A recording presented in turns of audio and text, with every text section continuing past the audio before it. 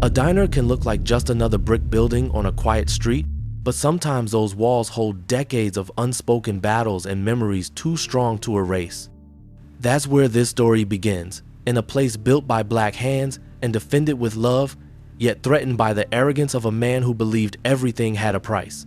He thought he was closing in on a simple business deal. He didn't realize he was walking straight into his reckoning. Charles Whitmore had been raised to believe that money was the only language worth speaking, and in Millhaven, a small southern town where his family's name was stamped on buildings, plaques, and political campaigns, he was rarely proven wrong. He was a tall white man in his early 50s, perfectly polished with salt and pepper hair, manicured hands, and suits tailored in New York but flaunted in rural streets as though he were royalty visiting his subjects. To him, the world existed in terms of what could be bought, sold, or controlled, and nothing irritated him more than being told no. For weeks, he had been circling a target that should have been an easy victory. A small, weather-beaten black-owned diner run by Lena Robinson, a woman old enough to be his mother, yet stubborn enough to challenge his authority. Lena's Diner, or as the faded sign still read, Robinson's Home Cooking, had stood for decades at the edge of Main Street, not just serving fried chicken, cornbread, and sweet tea, but serving as the heart of the black community. It was the place where high school kids celebrated graduation, where elders shared gossip after Sunday church, where photographs of civil rights marches lined the walls like living history.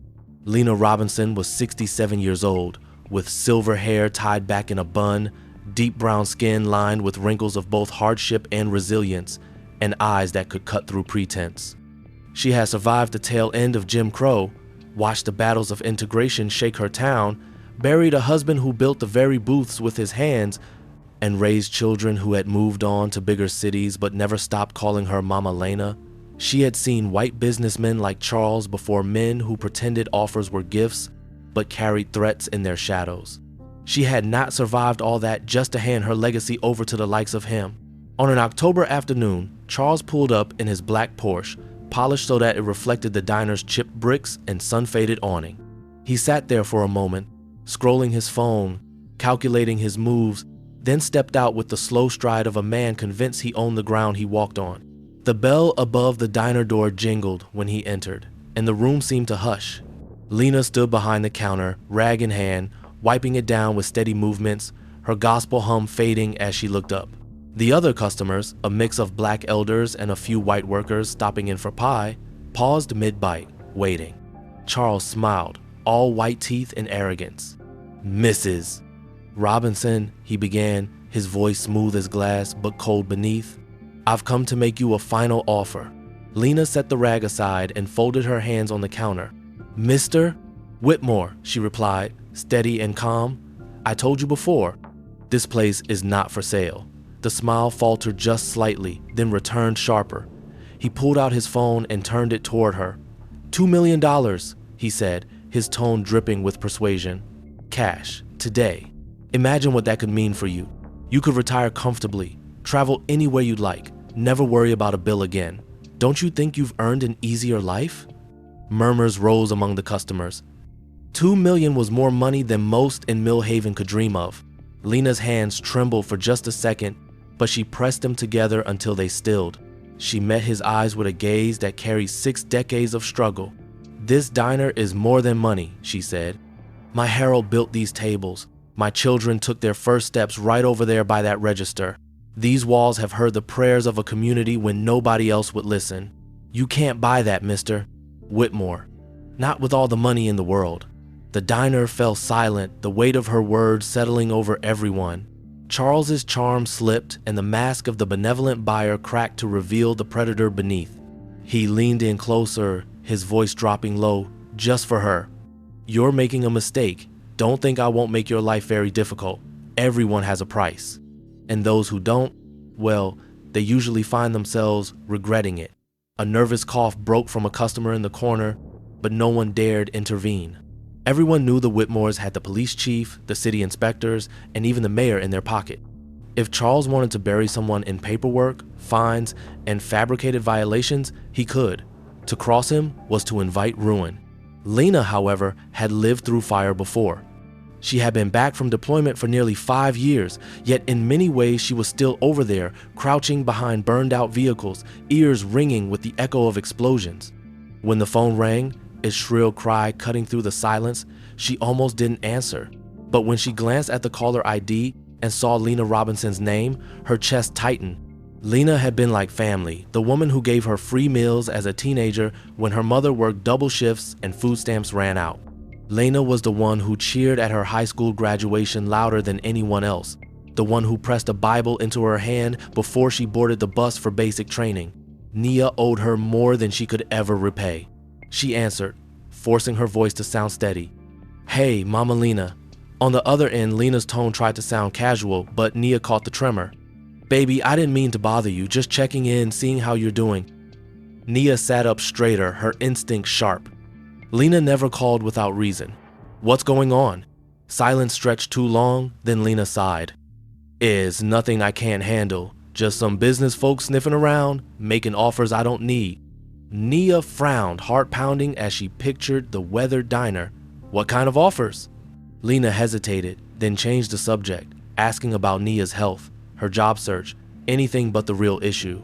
But Nia knew that voice, the way it dropped into lower tones when Lena was hiding worry. After they hung up, Nia sat in the quiet apartment, staring at the unpaid bills, the empty fridge, the pill bottles lined up like silent judges. She could stay here drowning in her own misery, or she could do something that mattered. Memories flooded back sitting at Lena's counter as a hungry teen, being served extra cornbread without ever being asked for payment, hearing Lena say, "Baby, you are worth more than what this world tries to tell you." She owed Lena everything. She grabbed her duffel bag, the same one she had carried through deployment, stuffed in the bare essentials, and stepped out into the cold night air. The drive back to Millhaven stretched long across dark highways, headlights carving tunnels through the blackness. With each mile, Nia's mind replayed the stories she had heard about Charles Whitmore, the white millionaire whose shadow stretched over the town like a storm cloud. She remembered him from years ago, back when his arrogance was already legendary, when whispers about his crooked deals floated through barbershops and church basements. Now he had set his eyes on Lena's diner, and if Lena's voice on the phone was any indication, he would stop at nothing. Nia clenched the steering wheel tighter, her jaw locked. She knew men like him. She had seen them overseas too, men with power who thought it gave them the right to take whatever they wanted. At a gas station just outside town, she paused to fill her tank and caught her reflection in the glass of the convenience store. Her eyes looked tired, haunted, but beneath the exhaustion there was still fire. She adjusted her jacket, zipped it up against the chill, and whispered to herself, "Not this time. He's not taking her place."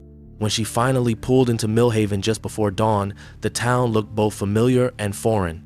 Storefronts stood quiet under flickering streetlights, and the church steeple rose in silhouette against the pale sky. She parked across from Lena's diner, her chest tightening as she saw the damage. Windows cracked, graffiti scrawled in red letters, "Sell or else." Boards nailed over the door where someone had tried to break in. Her stomach churned. She crossed the street, boots crunching on gravel, and pressed her palm against the door before pushing it open.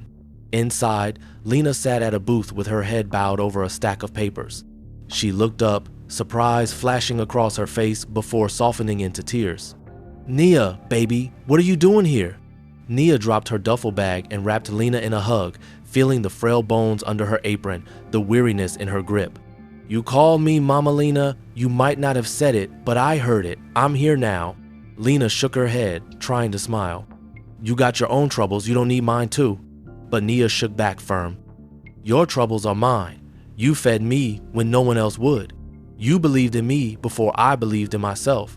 Now it's my turn." Lena's eyes glistened as she squeezed her hand. "That man, Charles, he's not going to stop. He's got money, power, friends in every office that matters. I don't want you getting hurt, baby." Nia straightened her shoulders, her military posture returning. "I've been hurt before. I've faced worse than Charles Whitmore. Let him come. He's about to learn some of us don't break that easy." The words hung in the diner like a vow, strong and unshakable.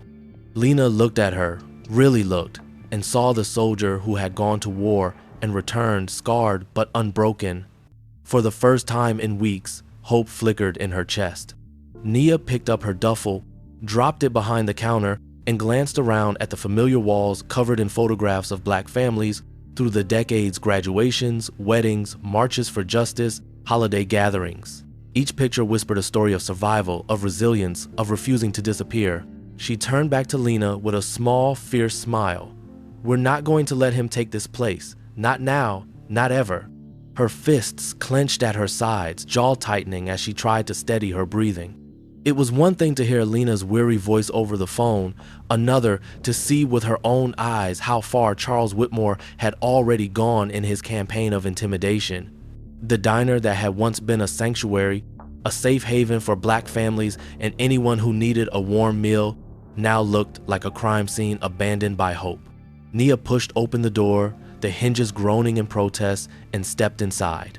The silence was heavy, broken only by the faint hum of the old refrigerator in the back. She looked around and saw shattered glass glittering on the floor like broken promises, booths slashed open, stools overturned, and the wall of photographs half torn down. One picture of Lena's late husband Harold teaching neighborhood kids to count change at the register lay crumpled on the floor with a muddy boot print stamped across it. Nia bent down, picked it up, and brushed it clean with trembling hands. Her throat burned with anger. Lena emerged from the back kitchen, her apron dusted with flour, her eyes heavy with sleeplessness. She paused when she saw Nia holding the photograph, her lips pressed together in a tight line. "They came again 2 nights ago," she said softly. "Police said it was vandals, probably teenagers, but we both know better." Nia straightened, the photo still in her hand. "This was no teenager, this was a message." Lena sighed, lowering herself into a booth as though the weight of the world pressed down on her shoulders. "He wants me scared, he wants me tired. He wants me to give up and sign his papers so he can bulldoze this place and build another luxury tower nobody in this town can afford." Nia slid into the booth across from her, her voice low but firm. "Then we don't give him what he wants. You fought too hard for this place. This isn't just a diner, it's a history book written in grease and laughter. It's where people who had nowhere else to go found belonging. He can't erase that." Lena gave her a sad smile, shaking her head. "Baby, history books burn just like paper. I've seen it before. Powerful men make sure their stories get told and ours get buried." Nia reached across the table and clasped her hand, rough calloused fingers wrapping around Lena's fragile ones. "Then we'll make sure this story doesn't get buried. Not this time. He thinks you're standing alone, but you're not. You've got me now, and I'm not going anywhere." Lena blinked back tears, her grip tightening. "You don't know what you're stepping into. Charles Whitmore isn't just rich, he owns people. He's got the police, the inspectors, even the mayor. One phone call from him and they can shut this place down permanently." Nia leaned forward, her eyes fierce. "Let them try. I didn't survive Afghanistan just to come home and watch a bully take everything from the people who raised me. If they want to fight, they picked the wrong women." For a moment, silence stretched between them, broken only by the distant rumble of thunder outside. Lena studied Nia's face, searching for weakness, but what she found instead was steel, scarred but unbroken. She nodded slowly, as if drawing strength from Nia's determination. "If we're going to stand against him, we need more than words. We need proof of what he's doing, and we need people willing to stand beside us." Nia's mind flashed back to the night before, to Lena's trembling voice on the phone, to the boarded window she had just seen, to the threat painted in dripping red. She could already feel the shape of the battle forming in her head, like the way she used to plan missions overseas. Recon, gather intel, anticipate enemy moves, strike when the time is right. This was no different, only the battlefield had changed. "We'll get proof," Nia said. "And when we do, he won't be able to hide behind his money or his friends in high places." She stood and walked toward the wall of photographs, carefully rehanging the ones that hadn't been destroyed. Each picture told a story. The first black family to eat there during integration, Mrs. Patterson serving coffee with trembling hands, children in church clothes celebrating Easter brunch, teenagers laughing over milkshakes after Friday night football games. This diner wasn't just Lena's, it belonged to everyone who had ever stepped through its doors and found dignity within its walls. Charles Whitmore didn't just want property. He wanted to erase the evidence that black people had built something lasting in a town that tried to keep them down. Nia turned back to Lena, her voice steady. He doesn't get to win. Not here. Not with us. We'll fight back, and we'll fight smart. Lena rose slowly, her back straighter now, her eyes sharper. For the first time in weeks, she looked less like a woman waiting for the end and more like the fighter she had always been. Then let's start, she said. Together they began cleaning the diner, sweeping broken glass, righting overturned chairs, piecing back the fragments of what Charles had tried to destroy. It was back-breaking work, but it felt like a declaration. We are still here. We are not broken. Outside, the rain eased and a faint strip of sunlight cut through the clouds, illuminating the words still scrawled across the bricks. Nia paused, staring at them, then pulled out her phone. She snapped a picture, her jaw tight. A steady stream of regulars came in, some black, some white, each casting nervous glances at the patched-up windows and whispering under their breath about Charles Whitmore, the man whose shadow fell across every conversation in Millhaven. Nia caught the looks but said nothing, her jaw set as she poured coffee, her eyes sharp like a soldier on watch. Lena moved slower than usual, her limp more pronounced from the long night, but she forced herself to smile at every customer. "Eat up now, baby," she said, sliding plates of biscuits and gravy across the counter, pretending that everything was normal, pretending that the diner wasn't sitting on the edge of a storm. Just before noon, the bell above the door jingled again, and the air seemed to vanish from the room. Charles Whitmore himself stepped inside, dressed in a gray tailored suit, his cologne expensive and suffocating, his expression one of smug certainty. He didn't come alone. Two men in dark coats lingered by the door, watching with predatory eyes. Conversations in the diner died instantly. Forks froze midair. Even the jukebox in the corner seemed to quiet as Charles made his way to the counter, his polished shoes clicking against the tiled floor. Lena's smile faltered, but she held her ground, standing tall behind the counter as he approached. "Mr. Whitmore," she said evenly, "we don't serve intimidation here, just coffee and food." Charles's lips curled into a mockery of a grin. "Mrs. Robinson, you're still as stubborn as ever. I admire it, really. But stubbornness doesn't pay bills, doesn't fix broken windows, doesn't protect you from the reality of this world. You should have taken my offer." He pulled a silver pen from his jacket pocket and set it on the counter with a flourish. "I came to give you one last chance before things get unpleasant." Lena did not touch the pen. She folded her arms across her chest, her eyes locked on his.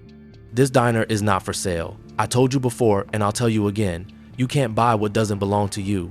The room held his breath, the tension thick enough to choke. Charles leaned closer, lowering his voice so that only she and Nia could hear. "You're playing with fire, Lena. You think this little place matters? To me, it's just land. But if you make me angry enough, it'll become rubble. And you'll wish you had taken my generosity." Nia stepped forward before Lena could respond, planting herself between them. She towered over him, her eyes blazing with defiance. "She said no. Now leave." Charles looked her up and down, his smile turning cruel. "And who are you, the help? Another charity case Lena decided to pick up along the way? Or are you just here to fetch coffee?" He deliberately knocked his elbow against a mug, spilling hot liquid across the counter, then pointed at the mess. "Clean it up." His voice carried loud enough for everyone in the diner to hear. A hush fell, every eye in the room shifting to Nia. This was the moment he wanted, to humiliate a black veteran in public, to reduce her to nothing more than a servant in front of her own community. Nia's heart pounded in her chest, but her voice came out steady, like a gunshot. "No." The single word sliced through the silence. Gasps rippled across the diner, some patrons shifting uncomfortably, others sitting straighter with quiet pride. Lena's eyes widened in alarm, her hand reaching out as if to calm the situation, but Nia didn't move. She locked eyes with Charles, refusing to bow. His smile faltered, the arrogance in his expression flickering with irritation. "What did you say?" Nia's voice was louder now, her words deliberate. "I said no. I don't clean up after men who think they can buy respect with threats." "You don't scare me."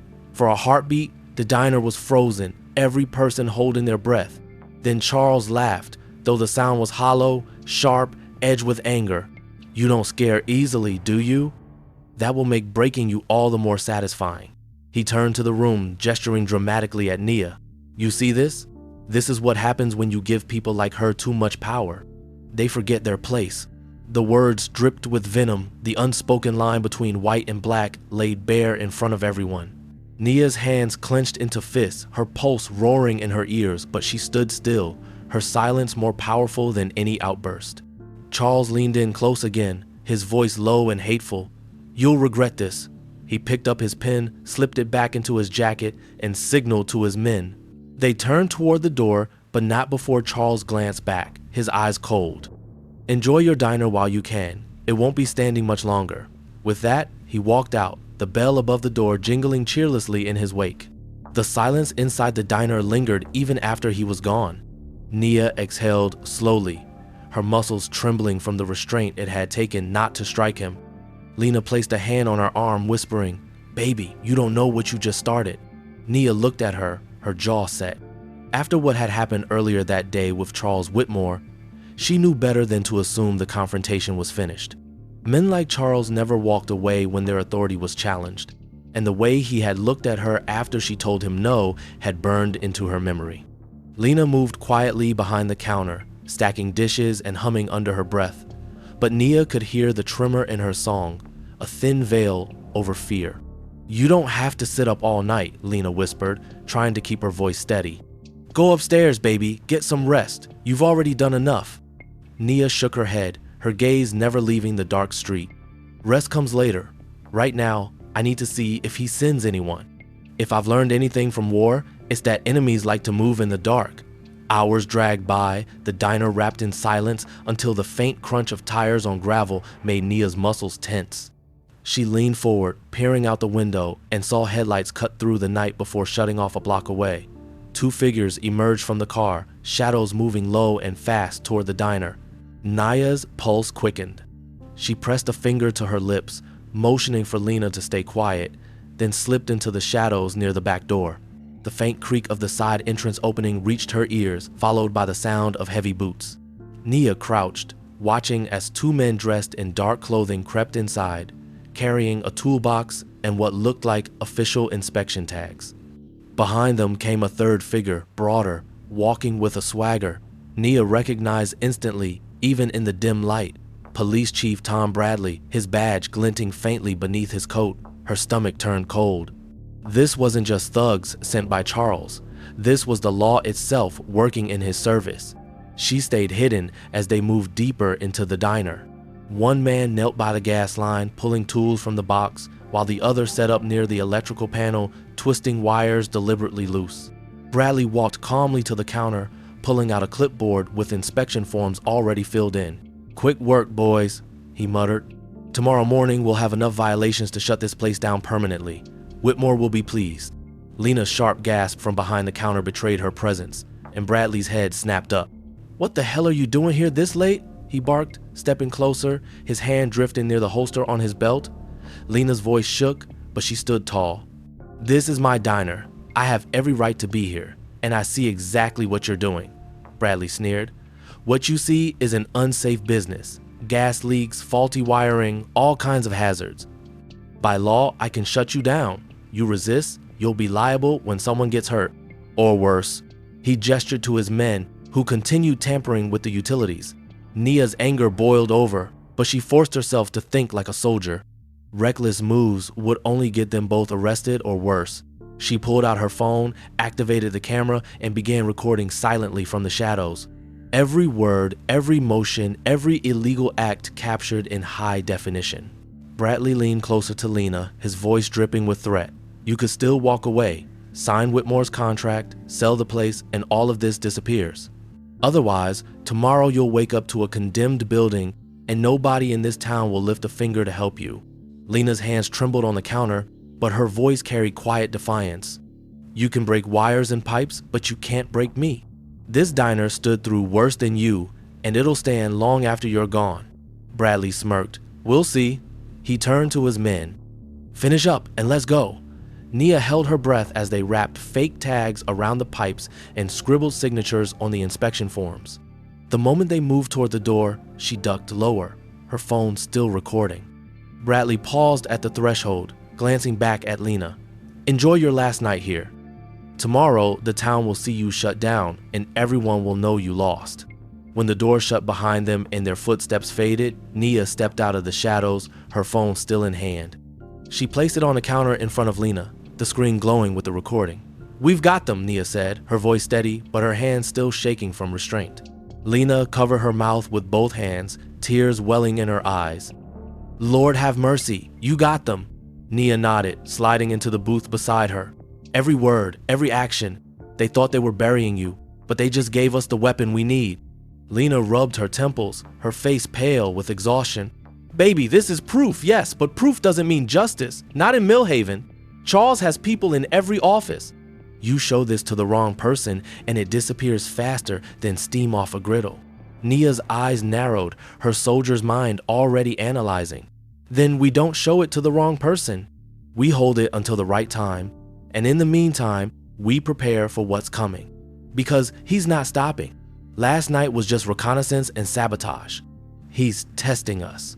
Lena tilted her head, curiosity battling fear. "Reconnaissance? You talking like you're still over there?" Nia's lips tightened into a grim line. "That's exactly what this island war doesn't just happen on battlefields. It happens anywhere power is abused. Charles is running his campaign the same way warlords did overseas. Create fear, isolate the enemy, break morale, then move in for the kill. I've seen it before, and I know how to counter it." She leaned forward, her voice low but firm. "We need allies. Right now, it's just you and me, and that makes us vulnerable. But if we bring in others, people who have also suffered under Charles's games, he loses control of the narrative. He counts on people being scared and alone. We turn that into unity, and he has a problem he can't silence." Lena looked doubtful, her tired eyes clouded. "Baby, folks around here don't like sticking their necks out. They saw what he did to me. They saw what happens when you fight him. They're scared, and scared people stay quiet." Nia's gaze sharpened. "So did villagers in Kandahar. So did shopkeepers in Kabul. They were terrified of the warlords too.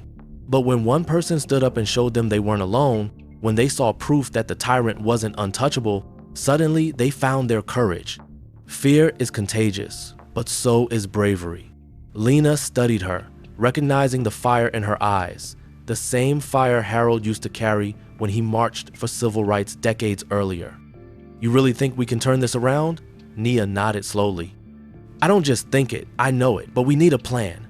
She stood and walked toward the wall of photographs, trailing her fingers along the frames. "Every battle has stages. First, you gather intelligence. We have that now thanks to the recording. Second, you secure allies. That means reaching out to other business owners, neighbors, anyone who's been bullied by Whitmore. Third, you prepare defenses. We can't stop him from attacking, but we can make sure every move he makes backfires." Lena chuckled softly, shaking her head. "You sound like you're giving a sermon and a military briefing all at once." Nia allowed herself the smallest smile. "Maybe I am, but I've seen what happens when people believe in something bigger than their fear. It's the only thing that wins." The day passed slowly, customers trickling in, whispering nervously about Charles's visit the day before. Some avoided Lena's eyes, ashamed they hadn't spoken up when he humiliated Nia. Others offered quiet words of support, sliding extra cash onto the counter as if trying to buy back their silence. By evening, Lena and Nia sat at the booth again, a notepad between them filled with names. Frank, who ran the hardware store and lost his license renewal mysteriously after refusing to sell land to Charles. Maria, whose small grocery had been shut down for health violations that never existed. Tom, the florist, whose shop burned suspiciously after he refused a buyout. Each name was another wound inflicted by Charles's greed, another potential ally waiting for a reason to resist. Nia tapped the pen against the pad. "We start with Frank. He's respected and people know he was done dirty. If he speaks, others might follow." Lena nodded, but still looked troubled. "And what if he won't? What if he's too scared?" Nia's voice hardened. "Then we remind him what's at stake. This isn't just about businesses, it's about dignity, about not letting one man own the soul of this town. And if he still won't stand, then we keep going until someone does. Because someone always does." Later that night, as Lena closed up, Nia lingered by the window, watching the streetlights flicker. The memory of Charles's sneer burned in her chest, but instead of fear, it fueled her resolve. She thought of the children who once laughed in the diner booths, the elders who found belonging here. The photographs of marches that proved progress had been won before by people who refused to back down. This diner was not just a building, it was a front line. She whispered softly, more to herself than anyone else. He thinks he's fighting two women. He's wrong. He's fighting every story on these walls, every person who ever found home here. And I'll be damned if I let him win. Lena moved with slow determination, wiping down tables, forcing smiles, her back straight even as the weight of decades pressed against her shoulders. Neither woman had to wait long before the bell above the door jingled sharply and Charles himself walked in, flanked by his two men in dark suits. His expression was colder than before, his arrogance sharpened into something crueler, like a blade honed overnight. He didn't bother with greetings, didn't bother with the pretense of civility. Instead, he strode straight to the counter, tossed a folder onto the surface, and let it fall open to reveal papers stamped with official seals and signatures. "Medical discharge," he said, loudly enough for every diner patron to hear, his voice dripping with mock sympathy. "Post-traumatic stress disorder, violent outbursts, inability to maintain stable employment. This is who you've all put your faith in, a broken soldier too unstable to handle civilian life."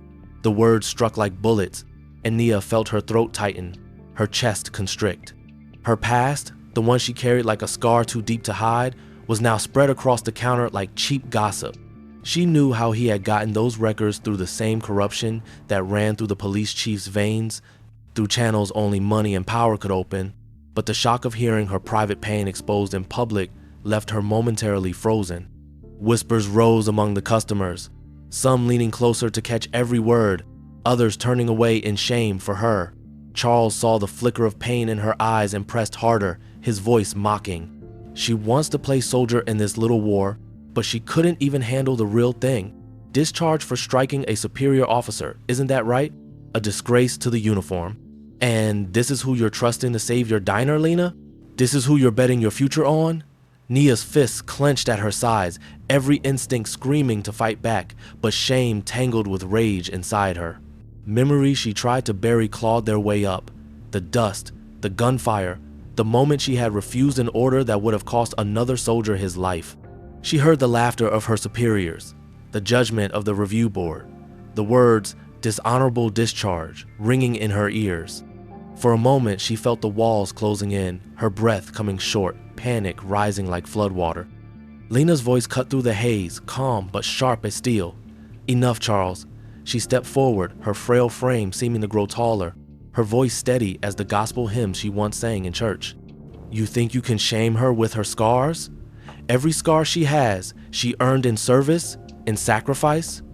She stood in places you never had the courage to go, faced things you could never imagine. And now she's standing here protecting me when nobody else would." Charles scoffed, his smile twisting. "Protecting you? She's a liability. She's nothing more than a weapon waiting to misfire. Everyone in this room knows it."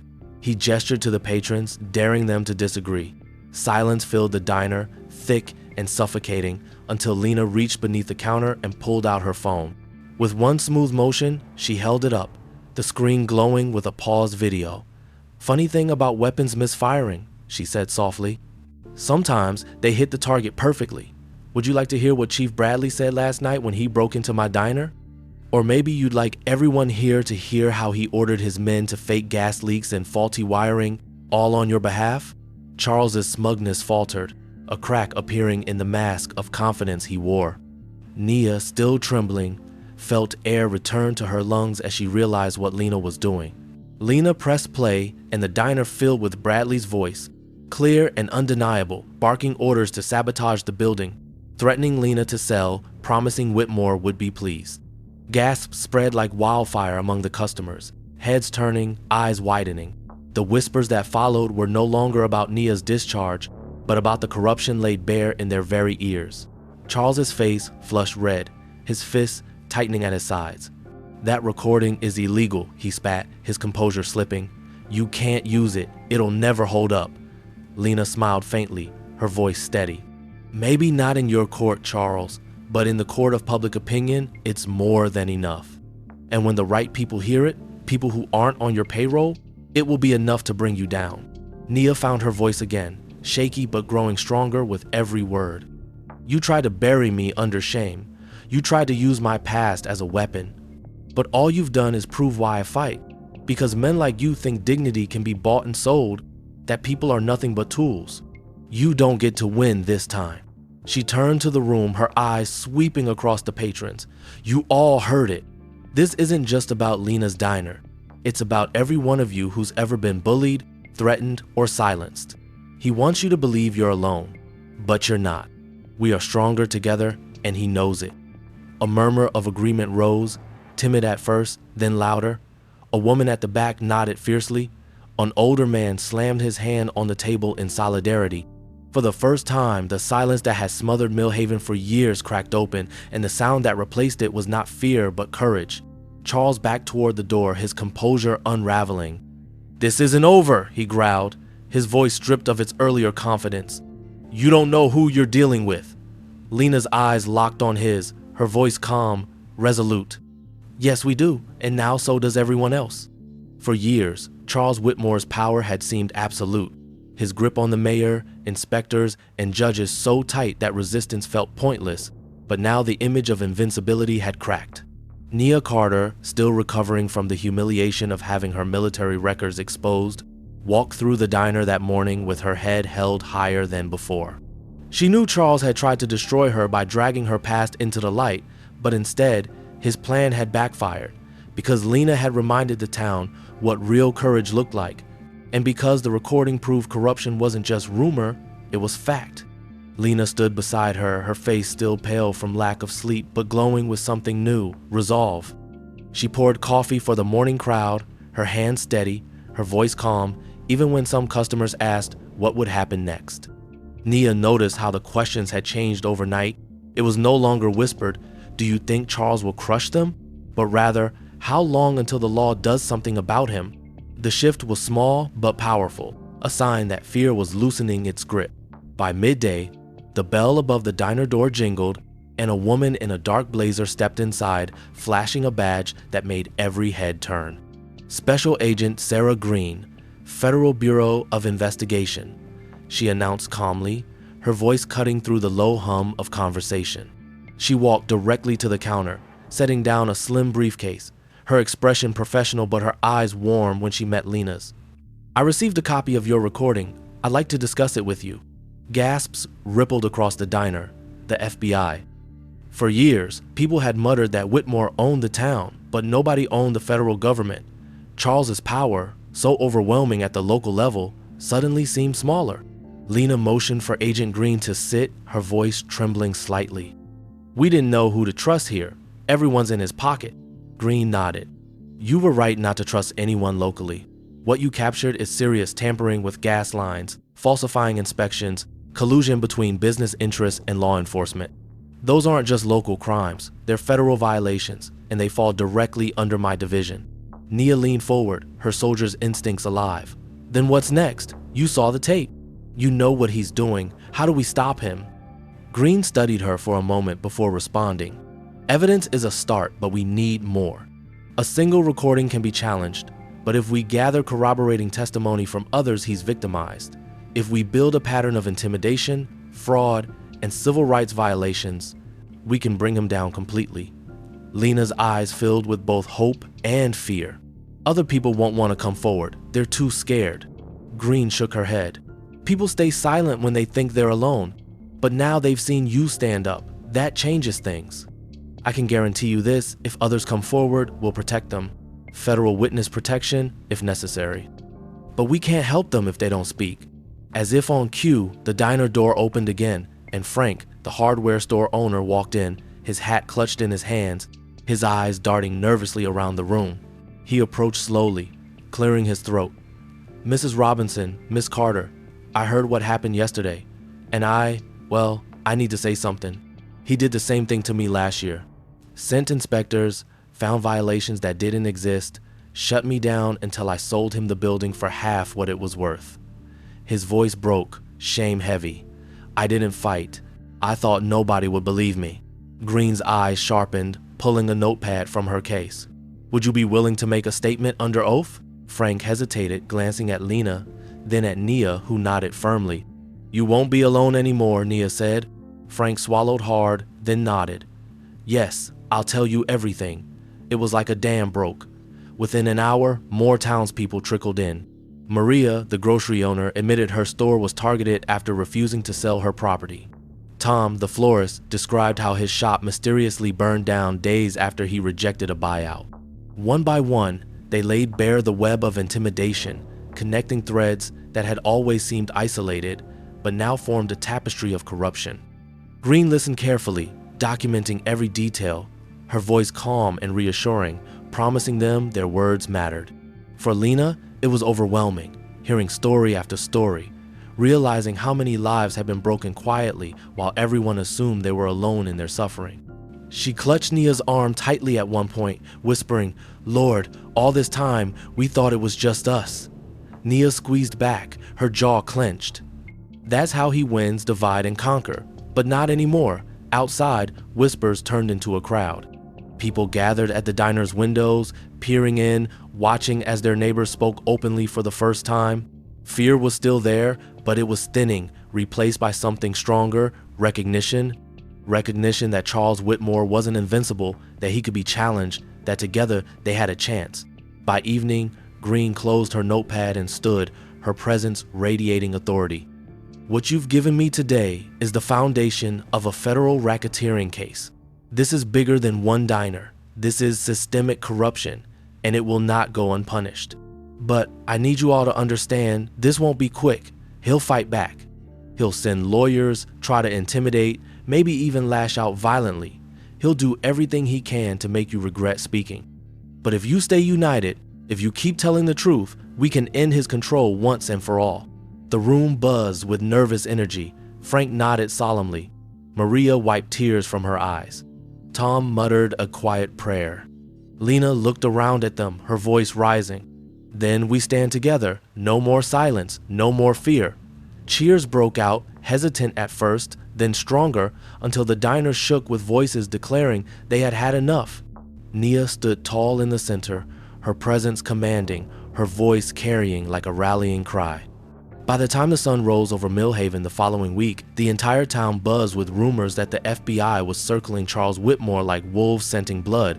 People who had once whispered about his corruption now spoke openly in grocery lines and at church services, repeating the details they had heard inside Lena's diner, where Agent Sarah Green had taken testimony from business owners brave enough to come forward. Charles had ruled this town for decades with intimidation and money, but suddenly the aura of invincibility was gone, replaced by desperation that showed in the cracks of his carefully polished image. Nia Carter, her strength renewed by the solidarity she had witnessed in that diner, kept herself busy gathering more evidence. She visited Frank's hardware store, where shelves still stood empty from the day Charles had forced him out, and recorded his story on video. She met Maria in her grocery store's back office, where stacks of denied vendor applications sat in boxes, proof of the economic strangulation Charles had orchestrated. She even traveled to Tom's ruined flower shop, where charred walls bore the scars of a fire investigators had called accidental, though everyone knew otherwise. Each story added weight to the case. Each face reminded her why she had returned to this town, and each truth told made Charles smaller in her mind. Lena, meanwhile, kept the diner open as a headquarters of resistance. Every Friday, the booths filled not just with locals eating pie, but with neighbors strategizing, whispering plans, and sharing updates on who had been threatened that week. The photographs on the wall seemed to come alive again, the faces of generations who had fought their own battles, reminding them all that history was on their side. Charles tried to strike back quickly. He ordered Bradley to send health inspectors with falsified reports, but this time the inspectors hesitated, knowing federal agents were watching. He threatened lawsuits, sending letters through his high-priced lawyers, but Green intercepted them, assuring Lena and Nia that federal protections were already in motion. He even tried to rally the mayor, but when questioned, the mayor stammered and deflected, no longer willing to burn with him. The cracks widened. Then one morning the diner filled with the sound of tires squealing and the sight of black SUVs rolling up outside. Federal agents stepped out, badges flashing, and walked past stunned townspeople to deliver search warrants. They raided Whitmore's real estate office, carting out boxes of documents, computers, and hard drives. They raided the police chief's office, seizing files, shredders still warm from recent use. They even showed up at Charles's mansion on the hill, where his wife stood in shock as agents dismantled his office piece by piece. For the first time, people saw Whitmore not as a king, but as a man scrambling, powerless against forces larger than himself. Nia watched from across the street, her arms crossed, a grim satisfaction rising in her chest. "He's finally learning what it feels like," she muttered. Lena stood beside her, eyes glistening. "For years he made us feel small. Today, he looks small." The raid sent shockwaves through Millhaven. Suddenly, business owners who had stayed silent showed up at Lena's diner, eager to tell their stories, emboldened by the sight of agents carrying out evidence in plain daylight. Farmers spoke of land seized under false tax liens. Teachers described threats made when they challenged his donations to the school board.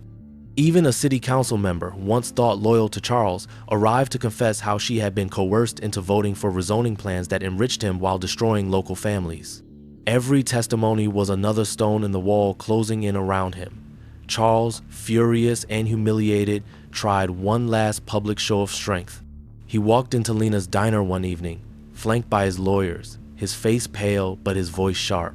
The room fell silent as he declared, "You people don't understand what you're doing. Without me, this town has no future. I built the jobs, I kept the lights on, I kept money flowing. Destroy me, and you destroy yourselves." His words fell flat. The crowd, once cowed by his presence, no longer trembled. Frank rose from his booth, his voice steady. "You didn't build jobs, you stole them. You didn't keep the lights on. You dimmed them for everyone else so your mansion could glow brighter." Murmurs of agreement filled the diner, rising like a tide. Maria stood next, her hand shaking, but her voice strong. "We were alone until Lena and Nia showed us we weren't. You kept us silent, but now we're loud. And we're not afraid anymore." Charles's lawyers tried to usher him out, but he froze, his eyes narrowing as he looked directly at Nia. "You think you've won?" he hissed. "But you haven't seen what I can still do." Nia stepped forward, her voice calm but edged with steel. "You already did your worst, and it only made us stronger." He sneered, but the power in his expression was gone. He turned and stormed out, the bell above the door clattering in his wake. That night, Green confirmed the inevitable. The evidence was overwhelming, the testimonies damning. Federal charges were filed: racketeering, conspiracy to commit fraud, civil rights violations, unauthorized use of government databases. A warrant for Charles's arrest was signed. Days later, the entire town gathered at the courthouse square as federal marshals led him out in handcuffs. Cameras flashed, reporters shouted questions, but the only sound that mattered was the cheer that rose from the townspeople who had lived under his thumb for too long. Lena held Nia's hand tightly, tears streaming down her cheeks. 6 months passed since Charles Whitmore had been led away in handcuffs, and in that time, Millhaven transformed from a town suffocating under fear to a place buzzing with possibility, because when one man's empire of intimidation collapsed, the community discovered that it had the strength to rise from the ruins. Lena's diner, once battered and vandalized, now stood freshly painted with bright red trim and new glass windows. Though Lena insisted on keeping one cracked photograph on the wall, the image of Mrs. Patterson serving the first black family during integration, because she said reminders of struggle were more important than shiny walls. Every Friday, the diner's booths overflowed with business owners, teachers, and neighbors who once sat silent but now debated loudly, argued passionately, and supported fiercely. The weekly meetings that had started as whispered confessions of fear had evolved into the Millhaven Small Business Alliance, a coalition of black and white residents united to protect each other from predators, whether corrupt officials or corporate developers. What Charles had tried to destroy had become the foundation for something unbreakable. Nia Carter sat at the counter in her usual spot, no longer in a borrowed apron, but in a fitted jacket embroidered with the logo of the new Timothy Foundation, an organization born from the ashes of Whitmore's greed. With help from federal grants and donations, the foundation provided legal support, loans, and mental health services to small communities like Millhaven, places too often overlooked, places vulnerable to exploitation.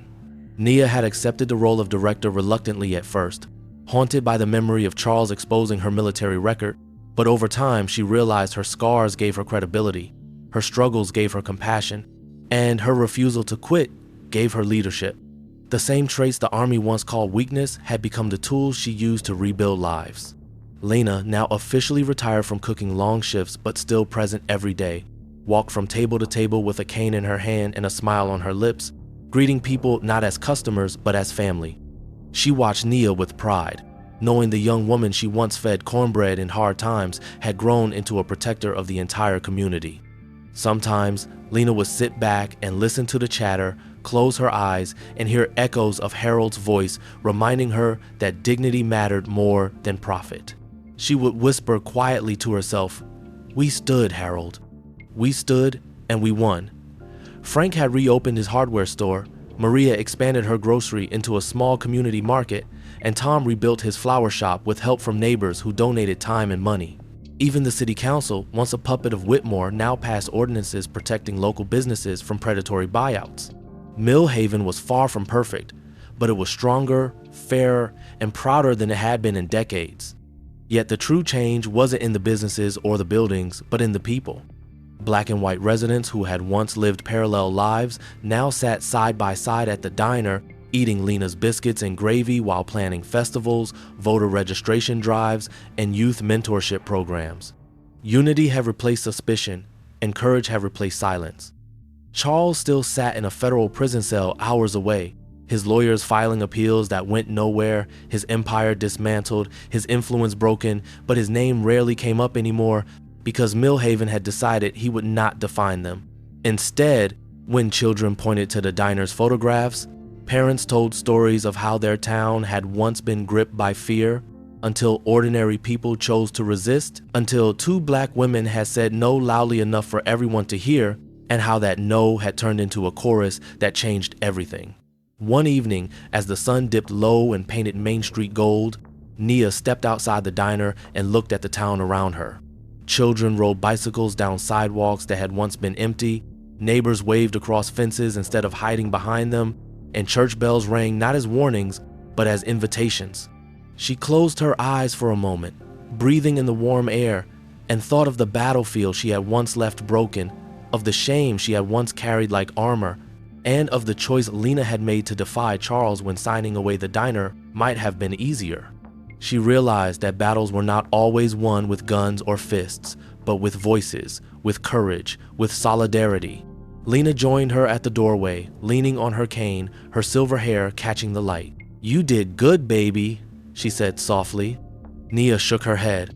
"We did good, all of us, and we're just getting started." Lena smiled, her eyes shining. "You know what Harold used to say? That winning isn't about what you keep. It's about what you give to those who come after." Nia looked at the town alive around her and nodded. "Then we gave them something worth keeping." That night, the diner filled again, voices echoing with plans for the future, laughter spilling into the street, hope embedded into every conversation. On the wall, next to the old photograph of Mrs. Patterson, hung a new picture, Lena and Nia shaking hands with Agent Sarah Green, surrounded by the very business owners who had once felt powerless. Underneath it, handwritten in bold black letters, were the words, "We chose dignity over fear." It was not just decoration, it was a promise.